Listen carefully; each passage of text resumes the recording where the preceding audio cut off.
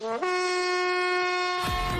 Daily is daily Vikings entertainment. We just want the Vikings to win a Super Bowl before we die. I will ride with this group. Seriously, man. Please. And away we go. All right. Write that down Wednesday here. Write it down. You like writing things On down? Purple Daily, the only show in America and our other daily podcast, near daily podcast, Mackie and Judd, that actually put statistics next to our predictions so you can find out just how wrong we are on a regular basis. Judd, when are you going to admit that you were wrong? Every Wednesday, not once but twice, for everyone to know when I was wrong. In perpetuity. Yep, exactly right. Yeah.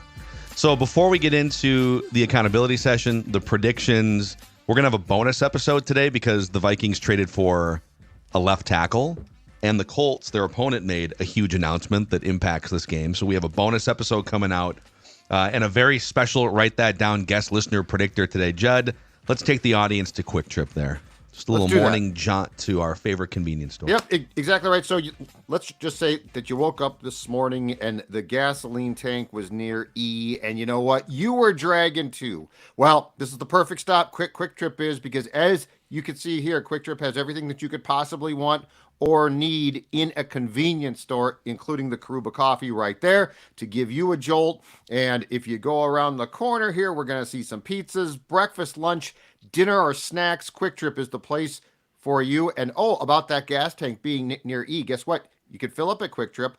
As I keep talking about, you can have the app on your phone. You don't even have to go in. If you know what you want, you can tell them. They will bring it out. It is absolutely ideal. That's why Sports Dad representing Quick Trip today, because Quick Trip is the place to stop. And, of course, always show us your pictures. We love to see your stops at Quick Trip, at Jay Zolgad on Twitter, at Score North. Amen. Amen. Also, Roku, you may have seen on the video intro if you're watching on YouTube here. Roku is America's #1 TV streaming platform. They also offer now a new line of smart TVs made by Roku. There's a brand new 65-inch TV in the Mackey household. 65-inch Roku for football season. The last couple months have been glorious, and you can get one. In fact, I ran into a listener in the parking lot at a local major retailer last week. And coincidentally, he said, I'm not to blow smoke. I'm literally walking inside to get a Roku TV for a family member. Thank you guys for spreading the word about our partner, Roku. Go to Roku.com to learn more or shop at a retailer near you. And don't forget, we are giving away a 75-inch Roku Pro Series 4K TV that automatically adjusts color and sharpness for your shows, your sporting events. On the Score North app, you can register to win. Open the app, go to Listener Rewards, and enter to win the 75-inch Roku Pro Series 4K TV. Okay, gentlemen. Write this down. Let's start with the accountability session here. If you're new, here's how this whole thing works. It's 3 Vikings or football-related predictions from everybody each week. They must be quantifiable. We keep track of completion percentage and touchdowns on the show. And listeners, if you want to be a guest participant, like our guy Christian is about to, send Declan a message through the Score North app, and we'll get you scheduled for some time in the coming weeks. We start with Judd. You had one thing come off the board here, Judley. You said Aaron Jones would have at least 3 20 or more rushing attempt games in the first 8 games. I see. I think he had 2 of 19 and 1 of 20 there's still a game to go technically, but the math is not going to work for you here. Oh. That's a bad beat. Yeah, I think he had 19 against the Rams, 19 early in the season, but not quite 20. All right. Thought it would happen. Bad week for me. I said some bad beats here, man. I said the Vikings would score at least 3 offensive touchdowns in the first half against the Rams. Well, they marched for 2 on their first 2 drives, and then that's a bad beat. And they took a nap for a couple of quarters. I said Sam Darnold's first fourth quarter comeback in 5 years would happen against the Rams. And those dang officials screwing Sam Darnold out of his glorious moment, missing that 15-yard face mask penalty, stopping the drive before it even happened. That would have been a 98-yard drive? Is that right? Was that ball at the 2? I mean, when his face mask was heinously hooked by a defender. 5 yards deep. He was 5 yards deep. But 105 yards from where he was the officials, assaulted. no question, were against you. He was physically accosted. I said TJ Hawkinson would make his debut against the Rams. Well, if he would have, the Vikings probably would have won that game. That's fine. Okay, listeners, Andy said Ed Ingram would be replaced as a starter on or before the Rams game. Rough week here. Nate said, by the NFL trade deadline, Dallas Turner will be first or second in sacks on the team, TFLs or pressures. And then the rest of it is like Anthony Edwards will be have at least one player of the week, and Justin Jefferson will have 800 yards receiving. All of this by the trade deadline. Well, I think mathematically it's going to be tough for Dallas Turner to rack up like 30 pressures this weekend. So we can probably buzz that. If he somehow racks up a record-breaking number of pressures, we can revisit for Nate. And then Declan said, we'll start with the bad, the Vikings will convert 50% or more of their third downs against the Rams. 2 for 7. Justin Jefferson would have at least 10 targets. He had 9. Gah. Rough. You said you made Judd take his headphones off 10 months ago. And you said Judd will make at least 3 predictions about Hawkinson's return to the Vikings between the injury and the time that he returned. And Judd, I did some heavy Control F searching for Judd predictions. You were very light on the Hawkinson return predictions. Yeah, you maybe had like 1, but yeah. I was heavier than you were on the Hawkinson. Yeah, it was return never prediction. it was never very clear. I didn't see it clearly. My spirit of the prediction too was that Judd was going to forget that he made Hawkinson predictions. Oh yeah. So like that was the basis of this. And then I felt like I could still backdoor my way of like, hey, maybe there's a couple, just like, is he going to play against the Rams? Is he going to play against the Lions? Is he going to play against the Colts? We don't know, like he's activated, but. Well, wait, now if Judd has 3 Hawkinson predictions on this episode, I may have just screwed you out of a prediction here. Did you have like an all Hawkinson return thing lined up today? I don't have him mentioned again. I don't think. And if I do, it's like he'll catch a pass or something. But I don't think I do. No. Okay. Sorry if I screwed Declan. I think Judd would literally need 3 of them today. But and then Declan did say Sam Darnold will throw multiple touchdowns against the Rams, and he threw 2 right away. So with that, the 2024 season stats, which runs Super Bowl to Super Bowl, Declan 42.2% completions, leads the pack. Judd 37.5%. I'm at just under 32%. Listeners just under 31%. Listeners with 10 touchdowns. Judd with 9. Declan with 8. And I have 2 touchdowns on the season, which is not very good.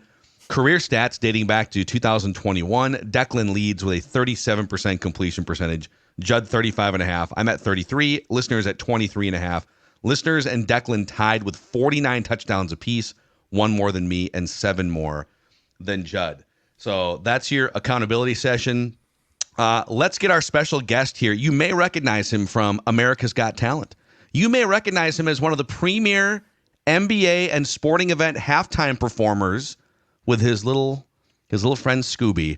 Christian, longtime Vikings fan, and OG Vikings Vent Line caller from the old radio show, joins us from Las Vegas. Christian, what's up, man? Hi, guys. Good morning. It's good to be on and good to speak to some fellow Vikings over here. In Vegas, we don't find too many.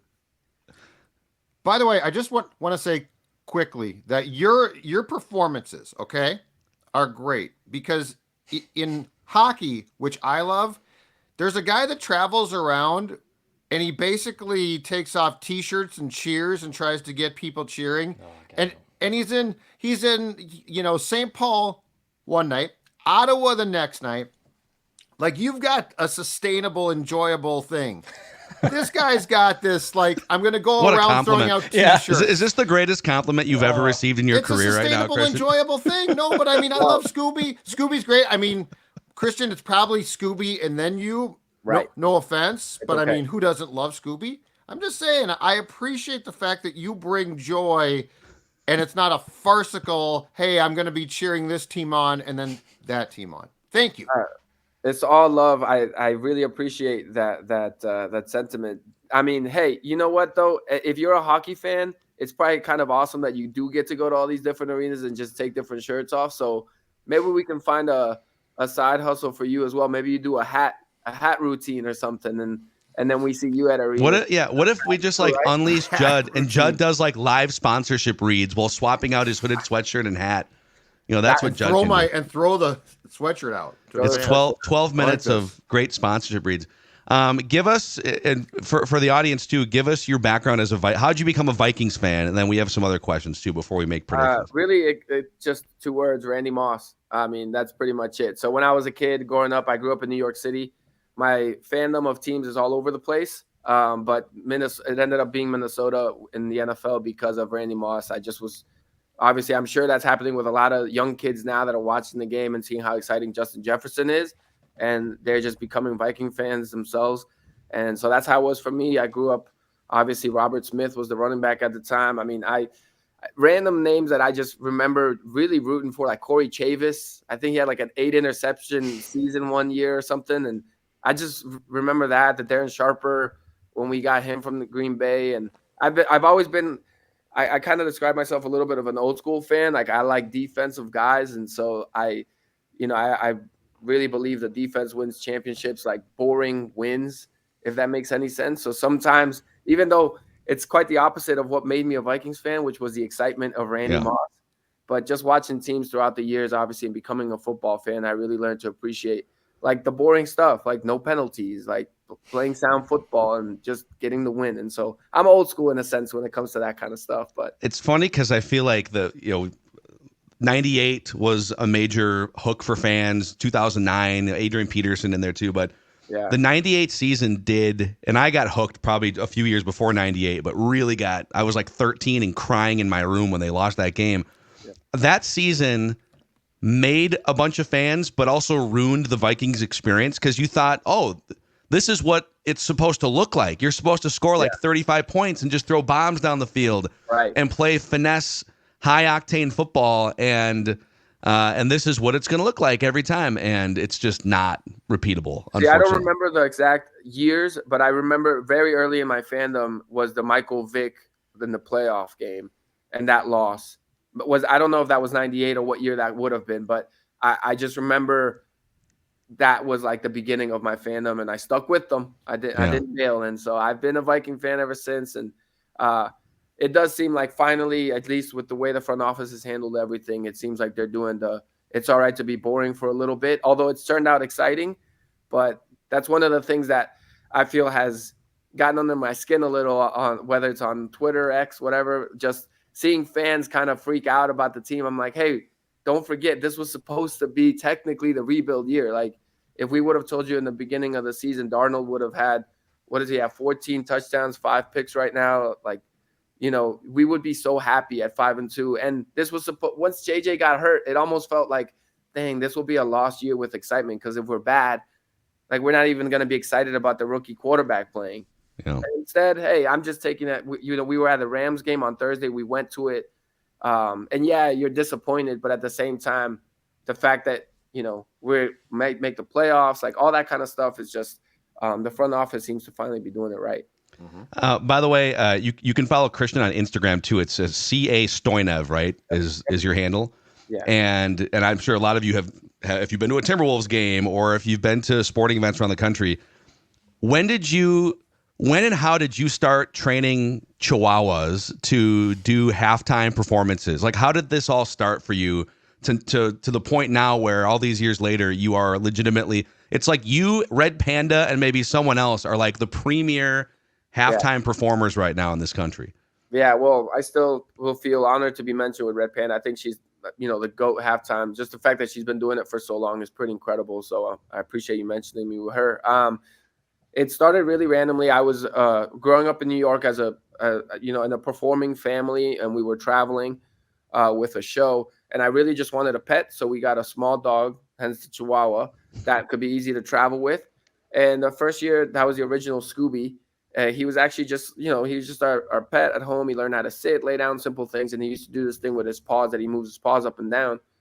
And one time I was just laying on the floor watching TV, and he was sitting on my back, and my dad was eating dinner. And then he started doing the paw thing to try to get my dad's attention to get him food. And I was already practicing handstand. I was like 11 years old at this point.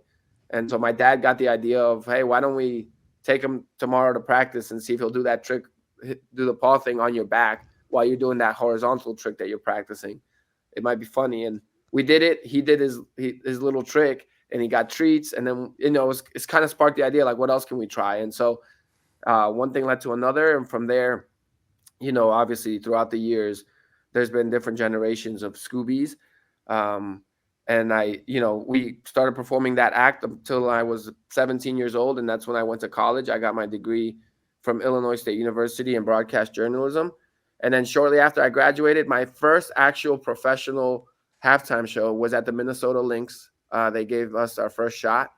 And I always remember it was, especially now that I've gotten older and kind of see like reactions, we got a full-on standing ovation from the Lynx fans. And wow, at the time, I guess I didn't realize how special that was, because obviously throughout the years you start realizing, like, a lot of fans are trying to get beer or this or that, and, or whatever. But I think it was something so different for them. I was also like I hit puberty late, so even though I was probably 21 at this point, I still looked like a kid.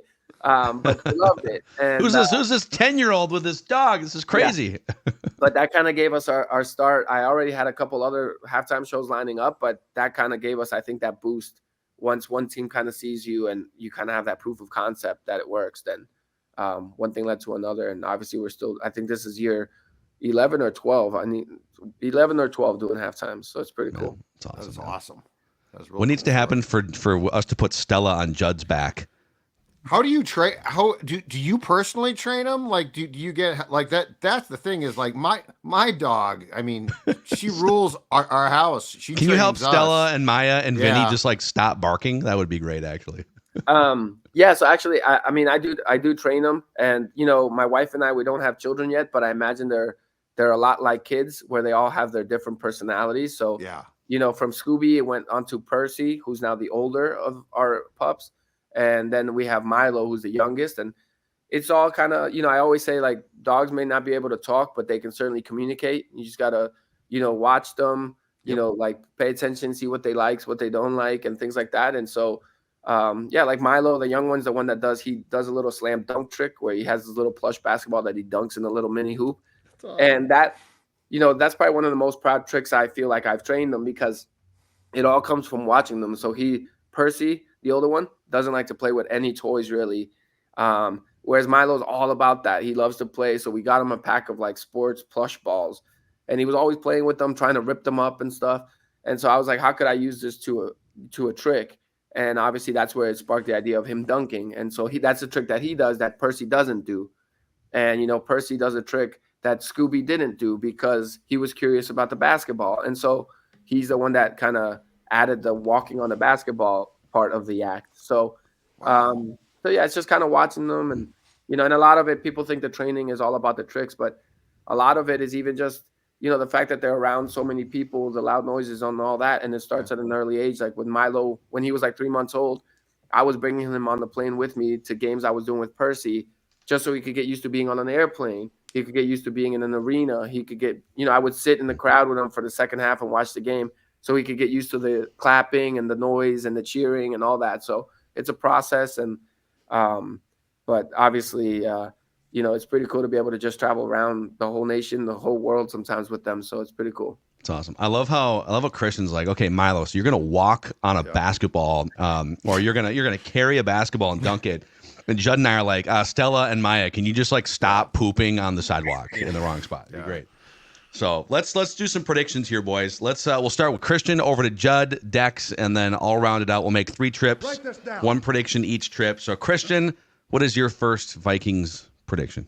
All right, I'll go to a more current prediction coming up on Sunday Night Football. I do think that the defensive pass rush, it's risky, so I'm trying to help the statistics here for the listeners, but I'm also having fun with it. So I'm going to say that the Vikings will record at least 5 sacks on Sunday. So I'm going high on it. Even though the Colts, I looked it up, and it seems like they have a pretty good offensive line. They do. But I'm going to trust the scheme, mostly because I think the Vikings can get out to a lead, and the Colts might have to start passing the ball. And maybe Brian Flores tries to get these guys to get to Joe Flacco, which I hated hearing the news that he's starting, because I fear him more than Anthony Richardson. We will. Spoiler alert: we will be doing a bonus episode with an expanded version of that talker. But Write this down. But he Yeah, can Joe be Flacco, sacked, man. Christian. So you He are can. correct He's on not that. He mobile will like not be that. moving, Right. not going anywhere. Joe will just stand there. Yes. all right, Judd, over to you. Your first prediction. Write this All right. down. If you look at the NFC playoff picture right now, if the season were to end today, the Vikings would play the Atlanta Falcons. Yes. It's a 3-6 seed game in Atlanta. You know what? The football gods, they're gonna find a way to keep it that way, at least at the end of the season. So write this down: the Vikings and Falcons will play in the first round of the playoffs. Wow. You like that? You like I that? mean, that would it'd be great theater, right? Well, it would be a both second teams getting game what they then. wanted. Second game for Kirk against the Vikings. But it feels like this league gets fortunate in some cases, and that is a fortune fixed. that I could see. It's Oh, a it's all fixed fixed. league. It's all fixed. It's all fixed. Yeah, no question. Write this down. All right, Dex. All right, write this down. The Vikings will win at least 3 of their next 4 games. They'll go at least 3-1 in their next 4 games, or they win all 4. But That would 3 set them up very nicely. for sure, at least 3 in the next 4. Write it down. Okay. All right. Write this down. So this is going to be a little bit along the same lines as Christian's prediction, but I think Kevin O'Connell is hearing the Dallas Turner noise, and I don't think he likes to interfere with Brian Flores' process too much. But after 2 games of not really getting any pressures, and we got this dude, we traded up for this dude. He's just sitting over there playing 3 snaps a game. Here's my prediction. Dallas Turner, write this down, will sack Joe Flacco on Sunday Night Football. Write it down. Here's a guy, Mike, that's been collecting dust all season. Yeah. And Tirico will immediately say that they talked to O'Connell about this, and that, O'Connell told us this could happen, and it'll be like some inside information will come out. Here's a guy. Write this down. Okay, back to Christian. Second prediction. I'll go a little bit off of what Judge has, which this makes this prediction a little bit sweeter. There's more of a long-term prediction, and my prediction is the Vikings will win a playoff game this year. Ooh. No. So that would be a success. Isn't that kind of the Yes. if we were all to say right now, all right, Yes. they win a playoff game this year, Yeah. Wild. and success. then crescendo into 2025 and beyond, right? Yep. Oh, yeah. Well, yeah, 5-2 right now. You're exactly right. If we had said through 7 games they're going to have 5 wins, everyone would have been like, bye, instant bye. Like no, oh really? They lose 2 consecutive games? The Rams lost now. You all attacked Positive Phil when Well- he tried to tell you that a week ago. Okay? Well, you were all. I all still of like your the Rams loss. The Rams game mean-spirited bugged comments. me. The Rams game bugged me. But anyway, yeah, 5-2. 5-2, you'll take it. Write this down. Especially with J.J. McCarthy next season. That's right. He's mouthing the plays to himself on the sideline right now. That's great. All right, Judd. Whatever works for him. All right, write this down. I'm going to go with this. This is not going to be something Vikings fans want to hear. And the league is weird. Things can change, but the Detroit Lions will represent the National Football Conference in the Super Bowl. Yeah, it's tough to. They're the favorites. They're the favorites to get there from the NFC. And I do think it will cause some trauma here. Like, I think the Lions being in the Super Bowl, just because, fair or not, it's still the Detroit Lions, will cause some trauma. But, man, they look good. Now, guys could get hurt. I don't know. But they look really damn good right now. Well, if they don't, it's a disappointment for them, honestly. I agree with you, Christian. And sorry to jump in here, but you guys have spoken to Realistic Randy, if I'm not mistaken. He called me Realistic Christian. I think I'm just very realistic with that stuff. I think the Lions are the best team in the NFC, possibly the best team in the league, and they look great. And you got to give credit where credit is due. Goff has completely changed the trajectory of his career, and he's been playing great ball. And so even that, when we lost to the Lions, in my head, I'm like, hey, this showed we can hang with them. Like, they're the best team in the NFC. Like, we're right there with them. So even that's kind of a surprise, not a surprise now, but in the beginning of the season, if you said we would be 5-2 and hanging tough with the big boys, that's good. Like, we're there.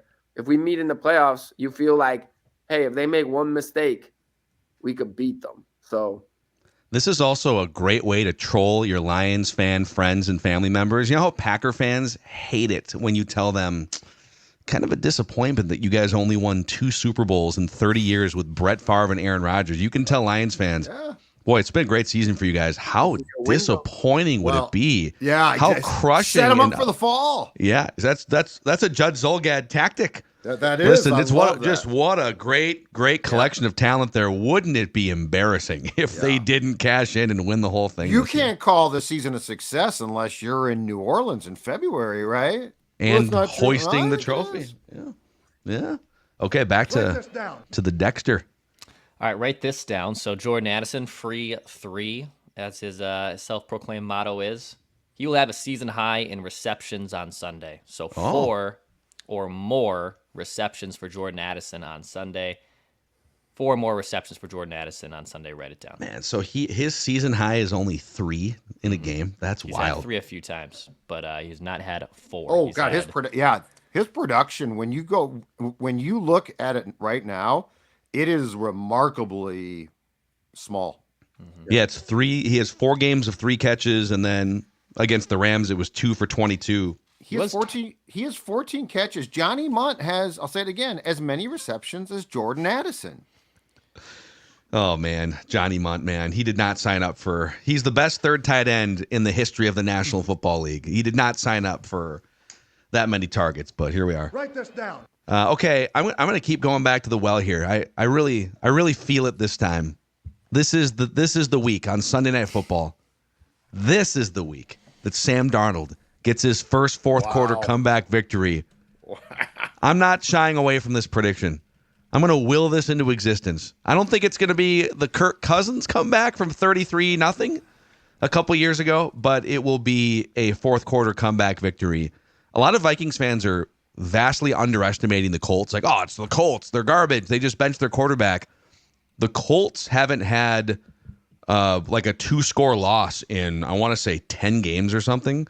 They're sitting, 500 or above 500? Best offensive line in the NFL. This is one of the sneakier competitive teams in the league, and I think Slinging Sammy's gonna dagger him in the fourth quarter. So write that down. Write this down. All right, back to Christian. All right, I'll keep it a little simple for this one, and I'm going to say Aaron Jones will have over 100 yards rushing and a touchdown. I think he's been pretty close to 100 yards in multiple games, but if I'm not mistaken, I don't think he's had 100 yards rushing yet, but he's had like 97. He had 102 against the Texans, 19 for $102. He's had 93, 94, 93, and then 102. All right, I'll move it up. He'll get to 120. Ooh. Whoa! I'm going way up. 120. That's a nice game. Wow. Great game. Okay, that's a touchdown if you hit that one for sure. Yeah, season high. He's got it in him. Yeah. He's got it in him, and they've devoted. Kevin O'Connell went on KFXN radio this week and said, "Hey, quick game. We're looking to be." They traded for a left tackle, but like they're looking to be quicker here. And I think part of quick game is just hand the ball off and let Aaron Jones do his Aaron Jones thing. So he's so good at just not getting any negative runs, and when it's supposed to be a 2-yard gain, it's a 3-yard gain, and I love that about him. It's the details. It's the details. Yep. He's very slithery, 100%. Well, hey, Christian, awesome time catching up with you. Since you have this incredible life-changing platform on Purple Daily right now, in addition to all the arenas that you're in, is there anyone in your life you'd like to thank that helped you get to this pinnacle moment on this podcast? Well, aside from thanking you guys for having me on, I will say I got to thank my wife for putting up with me being a Vikings fan, which obviously requires a lot of Sundays of me sitting in front of the TV and screaming and walking around. And what was that first sit down like? Listen, honey, so gonna need 3 or 4 hours every weekend. Pooch was like, "What the hell is this all about?" Well, she's kind of become a Vikings fan herself now, thanks to me. So we went to the Rams game, and it's one of those things where I was very excited to see her jumping around and getting excited too for the touchdowns that we had, and this feeling. I wasn't happy to see her disappointed, but happy that she's a fan enough to feel the disappointment now when we lose. Yeah. And at least now we go through it together, I guess. But do the dogs watch the games with you guys? No. No, especially not the older one. He stays in his little bed. He wants no part of it. He's like, the only time they'll come down and hang out is when the food arrives. If we order wings or something, then suddenly That sounds about right. Suddenly we have friends. I'm shocked. Coming downstairs, and we're like, "Oh, what's going on, guys? Nice to you to join." Thanks for joining. Awesome, man. Well, we'll definitely let's do it again here sometime, and if not, write that down, get you on Vent Line, and maybe before the end of the season, maybe before or after the Vikings-Falcons playoff game, we can do it again. How about that? I would love that. Yeah, anytime, you guys. I'd love to talk Vikings ball at any point. So obviously, love it.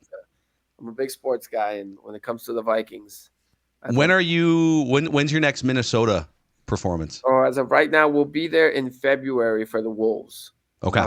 So a couple months from now, but we'll be back. So, and who knows, we might try to get to another Vikings game. We usually do one a year, but last year we did the Atlanta game. That was super exciting with Dobbs. The Pastronaut game, yeah.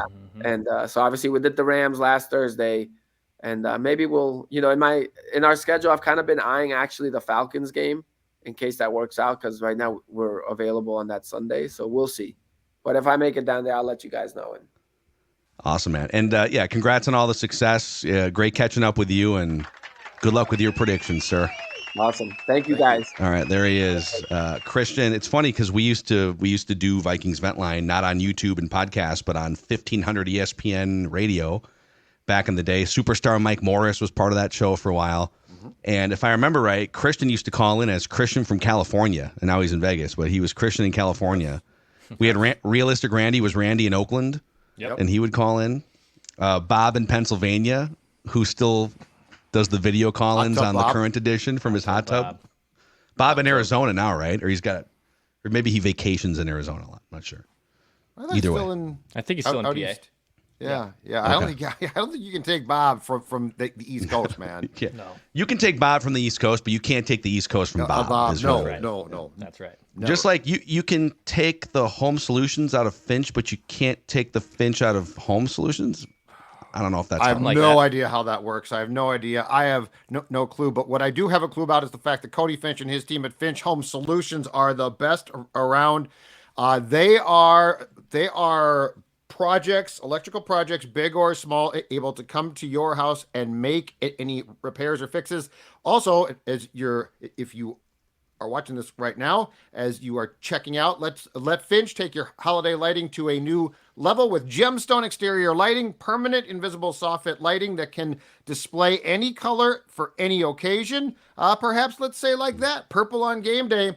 We are talking about temporary here. We're talking about permanent gemstone by Finch, a high quality exterior lighting system that is usable any time of the year. 612-357-2604 or finchhomesolutions.com. And again, they can fix anything big or small. Make sure that your home is safe. finchhomesolutions.com. Fast, friendly, courteous, efficient. They'll help you with any repairs.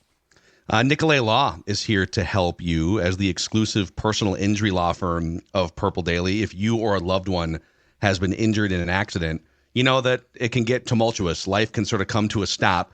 And that's where you need experts with experience going back years. And that's Russell Nicolay and his team that are very rooted in the Twin Cities communities that we live in here. They're just your normal everyday folks that happen to have law degrees to help you get the compensation you deserve after an accident. So if you've been injured, get Minnesota's local award-winning injury lawyers. Get Nicolay at nicolaylaw.com. I should make this an official. I should do like a prize picks, write that down here. I guess, you know what? Maybe I'll put the one that I did yesterday on the Prize Picks app, which, by the way, you can now win up to 100 times your money on Prize Picks with as little as 4 correct picks. Select between 2 and 6 players, and that's it. Pick more or less on their projected stats and place your entry. So I got one of them here. I said, Anthony Edwards, I just needed more than 26.5 points. Well, he had 24 in the first quarter last night. And then I'm just waiting for Jordan Addison to go more on 45.5. So if Declan is right and he catches at least 4 passes, I would think that he's going to get to 45.5. But download the Prize Picks app. Use the code Purple Daily. Get $50 instantly when you play just $5. That's code Purple Daily on Prize Picks to get $50 instantly when you play just $5. Write it down. You like writing things down. All right. Judd Zulgad. Dare I say it that we have been sleeping on the NFL game of the week? It's a noon game on Sunday. It's on Fox. It's probably not gonna go to a ton of fans, but it's the game of the week. Zim v. Cousins. Oh, Atlanta. It's the Falcons and the Cowboys on Fox. That's Kenny Albert and Vilma. They can have Zim v. By the way, Kenny Albert 2 nights ago, rare night off. Where does he go? They show him at Yankee Stadium at the World Series in the stands. What? Because Kenny's everywhere. It's unbelievable. Where was he sitting? It would look like decent seats, but they didn't. You didn't look. I mean, it might have been a suite. It was hard to tell. It didn't look spectacular. But they were like showing celebrities in the crowd, yes. And they're like, Kenny Albert never takes a night off. That's Kenny. It's made with a hot dog and beer at Yankee Stadium. How does he order? That's a good question. Like the concessionaire. Hot dog, no ketchup, mustard only. Next at this concession stand on Fox. Sorry, just give me your card. Yeah, just give me your card. Don't need commentary. Jonathan Vilma, what do you want? Sorry, I'm unprepared I've done to no make my prep order. at all, so that one. Oh, God. Write this down. All right. Anywho, I have a prediction. I'm going to make a couple of predictions on this game. Write this down. The Falcons will win. The Cowboys will sack Cousins 3 or more times. And the Cowboys defense will be called for at least one roughing the passer penalty. Okay, so say those again. I'm just curious. Falcons win. Okay. Cousins sacked 3 or more times. And the Cowboys defense called for at least one roughing the passer. Okay. So despite that you said Falcons win, though, I was right. Falcons will. Okay. Kirk will get the ultimate revenge. Zim will go for the jugular on Kirk. Okay. Zim just wants blood. Doesn't care if they win or lose. He just wants. Well, look at the Cowboys. They're a complete mess. He wants Kirk O'Chains to pay for ruining his head coaching career. Oh, you think he's forgotten that? I mean, he will never forget that guy. All right, Dex, your final prediction. All right, let's do a little primetime parlay since the Vikings are playing in primetime this week. Nice. So, first leg, Texans beat the Jets. Texans are technically underdogs, even though they're on the road in New York. I'm a little surprised. Yes, the Texans are plus money on the money line against the Jets. The Jets are 1.5-point favorites. Yeah. That's curious. Wow. I know. It is weird. So I have the Texans beating the Jets, the Vikings beating the Colts, and then I have the Chiefs beating the Buccaneers on Monday Night Football. So Texans win, Vikings win, Chiefs win. Write it down. I know Diggs is out, but the line I have in my morning paper is Houston by 1.5. But the one I'm looking at is Jets -2 this morning. Yeah, so it changed. So did Diggs change that? Maybe. But they're good without Diggs. Like they were. Yeah. But that's interesting. They're without their top 2 receivers then, right? Because I thought Nico Collins is he not coming back? I thought he was coming back for this game. Oh, okay. Or I thought he was already back. Nico Collins. Oh no, you're right. He's out. He's out for this game. I'm still surprised. I'm still surprised though. Yeah. Yeah, hammer the Texans for me, Dex. Okay, write this down. So write this down. I'm going to go opposite here. Cowboys beat the Falcons. They're not going to be like carrying Zimmer off the field. But the Cowboys, season on the line, Cowboys beat the Falcons. But Kirk gets 300 plus yards in the air. He's only done that once, his 500-yard performance. So Kirk, 300 plus yards, but Cowboys get the win. So Zimmer feels fairly good. Kirk gets a nice box score and probably feels pretty good. Checks his bank account after the game. So what you're saying is the Falcons lose a game they should win. Kirk has a nice game, and Zimmer gets a little revenge. Yeah. Okay. I like it. Do you think they're going to embrace each other pregame, postgame? I think there will be a very icy handshake or something that will be orchestrated by Kirk. Just like the Thursday meetings in year 4 after 3 years of ignoring Kirk in the hallways. I think Kirk. Hey, Coach, can we meet once in a while? Kirk is always for the PR, so I think he will initiate something, and the cameras will catch it, but I think it'll be very uncomfortable. Yeah. Yep. It'll be a great noon contest to wet your whistle Kenny on Albert Sunday. is a great call on that one. It's Mike Zimmer against Kirk Cousins next. Write this down. So we still have a quarterback cesspool challenge to get to here, boys. The quarterback cesspool challenge, where we look to identify and celebrate bad quarterback play in the NFL each week. So here's how it works. Each member of the show drafts a quarterback for the week that we think is going to be garbage. Now, here's the twist. You can only use a quarterback once per season. So once you use whoever it is, Bo Nix, you can't use him again. And we all must draft different quarterbacks each week. The scoring is simple. It's the lowest QBR on a 0 to 100 scale. And last week, Declan took home another weekly victory. I got killed by selecting Anthony Richardson with a 30.3 QBR. So I selected Andy Dalton, but Bryce Young made the start, and so I defaulted to the backup quarterback for Dalton, Bryce Young, 38.2 QBR. Judd went for Gardner Minshew, who had one of his best QBRs probably of his career, 71.3 for Gardner Minshew. That's such BS. The worst quarterback in the league in Week 8 was Geno Smith with a 10.9 QBR. Rough. So with that, Declan tying Judd with his third weekly win of the year. I have 2 weekly wins, but I am kind of dominating the season standings here with a 40.5 average QBR. Judd at 48.7. A good week for Declan, but still in last place for the season-long standings at 50.6. Bo Nix is the reason for this, ironically. Yeah, you had Bo Nix with an 80.8 in week 3. It literally, I don't think I've had too many bad like QBR performances outside of that one. Like I might have had 1 or 2 more 50s in there, but the 80 has just ballooned this past the mean. It's rough. It's rough. So we're going to draft in reverse order of last week's standings, which means Judd gets the first overall pick. I get the second overall pick this week, and Declan gets the third pick. All right. So with the first pick, and I thought I had used him, but I went back and looked because I now keep a list so I don't That's good. forget. And Wow, look at you. And Declan doesn't come and mock me. And I couldn't find him on my list, so Jacoby Brissett. Yes, you have not selected Jacoby Brissett yet. I was shocked. I really thought I probably had by this point. He is going against the number 1 pass defense, the Tennessee Titans, who are a really weird team because they're not good, but they do have a good pass defense. Drake May had a concussion, so Jacoby Brissett is my pick. That's a good one. Yeah, is he 100% starting in that game? Has Drake May been ruled out? I did some Googling last night, and it looks like it. There is always a chance that could change today. Yeah, but either way, I'm fairly confident with my pick regardless. Yeah, and you have not selected Drake May either, so if they happen to roll that way, you would just default to Drake May. Exactly. I'm gonna. There's a couple options here.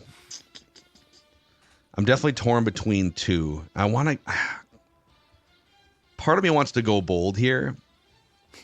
Go bold. Or should I just keep it simple? Go bold, man. It's more fun. Okay. Jameis Winston was incredible against the Ravens this last week. But he could just as easily turn around and throw 4 interceptions and have a garbage QBR. And the Browns play the Chargers this weekend. Yep. So I think you're riding high. You're feeling great. You're the Browns. You're free from Deshaun Watson purgatory. Jameis Winston is slinging the ball around, and he's going to run into that Chargers defense and Jim Harbaugh, and it's going to be bad news. So I'm going to go Jameis Winston to regress. Eat those wins. Eat those wins. Eat those interceptions. Eat that W. Okay, back over to Dex for the third pick here. All right. I'm going to keep this pretty simple. I thought about getting really cute, and I actually had to clarify a potential rule because, and maybe this is a good tease for our bonus episode, which we're going to talk about the decision of Joe Flacco starting. Because I took Anthony Richardson. Could I technically still take Joe Flacco this week? Yep, you can take Joe Flacco. Right? Now, if Joe Flacco's going to start, so you're safe. Yeah. As long as Joe Flacco plays, Right. then you get whatever. If he registers a QBR at all, then you get Joe Flacco. Right. Instead, though. Oh. Instead, because I didn't realize he was playing these guys, and he is historically terrible against this team, and it's not completely freezing in Buffalo yet. Give me Tua in Buffalo. Tua has 1 win in 8 starts against the Buffalo Bills. It's a great pick. He has a passer rating of 74 in his career. He's thrown 10 interceptions. He's terrible against the Bills.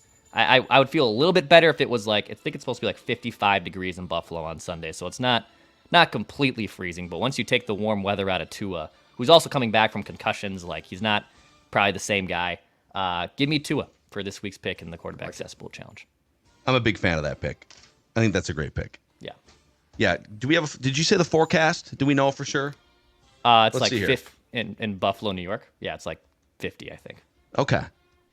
Yeah, it's well, it's going to be in the mid 50s. Little wind. It looks like no conditions, but it'll be brisk. It's not going to be Miami weather. Put it that way. So Declan goes with Tua. I got Jameis, and Judd has Jacoby. And those are the quarterback cesspool challenge picks here for week 9 in the National Football League, boys. Beautiful. This has been So Dex, if we take your Bo Nix 80.8 and give him a 40, let's say, like what he should have been. I would even say just a 50, but did you guys see him against the Panthers? Yeah, this guy's turning into a first ballot Hall of Famer. Just an average performance. Yeah, you wouldn't be in first, but you would be with a 40 or a 50. You would be well ahead of Judd. You'd be between me and Judd for the. Bo Nix. So Bo Nix screwed you. And Judd, you had an 82.6 on Malik Willis in week 2, which. And a Gardner Minshew one then. But Bo Nix, so Broncos right now, Mount Rushmore of QBs. Bo Nix is George. Elway's on there, but my God, he's not Bo Nix. No. The Carolina Panthers, unbelievable. He had no chance. They had no chance against Bo Nix. Nope. So there you go. All right, quarterback cesspool challenge. Write that down. We'll have a bonus episode for you guys talking about the trade the Vikings made yesterday, and then the difference in game plan now that the Colts have made an organizational changing decision, plus the OG edition of Write That Down on Minnesota Sports with Mackie and Judd and the Score North YouTube channel. We'll see you guys. We just want the Vikings to win a Super Bowl before we die.